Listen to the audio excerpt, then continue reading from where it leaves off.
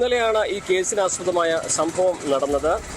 ഈ ഉദ്യോഗസ്ഥൻ ബസ് സ്റ്റോപ്പിൽ വെച്ചും തുടർന്ന് ബസ്സിനുള്ളിൽ വെച്ചും ശാരീരികമായിട്ട് ഉപദ്രവിക്കാനും അതിക്രമം കാണിക്കാനും ശ്രമം നടത്തി, അല്ലെങ്കിൽ അത്തരത്തിലൊരു ബുദ്ധിമുട്ട് ഉണ്ടാക്കി എന്നാണ് പെൺകുട്ടികളുടെ പരാതി. ഈ പരാതിയുടെ അടിസ്ഥാനത്തിലാണ് പൂക്കോട്ടുംപാടം പോലീസ് ഇപ്പോൾ ഇയാളെ കസ്റ്റഡി എടുത്തിരിക്കുന്നത്. ഇയാളെ അറസ്റ്റ് രേഖപ്പെടുത്തിയിരിക്കുന്നത്.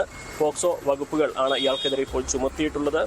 അതേസമയം തന്നെ ഇയാളെ വകുപ്പിൽ നിന്നും സസ്പെൻഡ് ചെയ്തതായിട്ട് DFO സൗത്ത് DFOയുടെ നിർദ്ദേശവും വന്നിട്ടുണ്ട്.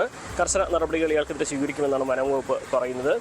ഈ ഒരു സംഭവത്തിൽ നാട്ടുകാരുടെ ഇടപെടലും വലിയ തോതിൽ തന്നെ ശ്രദ്ധേയമായിരുന്നു. കാരണം ഈ കുട്ടികൾ ഇത്തരത്തിലൊരു പ്രശ്നം ഈ ഉദ്യോഗസ്ഥൻ അല്ലെങ്കിൽ ഇയാൾ ചെയ്തു എന്ന് പറഞ്ഞ് ബസ്സിൽ വെച്ച് ബഹളം വെച്ചപ്പോൾ ബസ്സിൽ നിന്ന് ഇറങ്ങിയ ഇയാൾ നേരെ ഫോറസ്റ്റ് ഓഫീസിലേക്ക് ഓടിക്കയറുകയായിരുന്നു.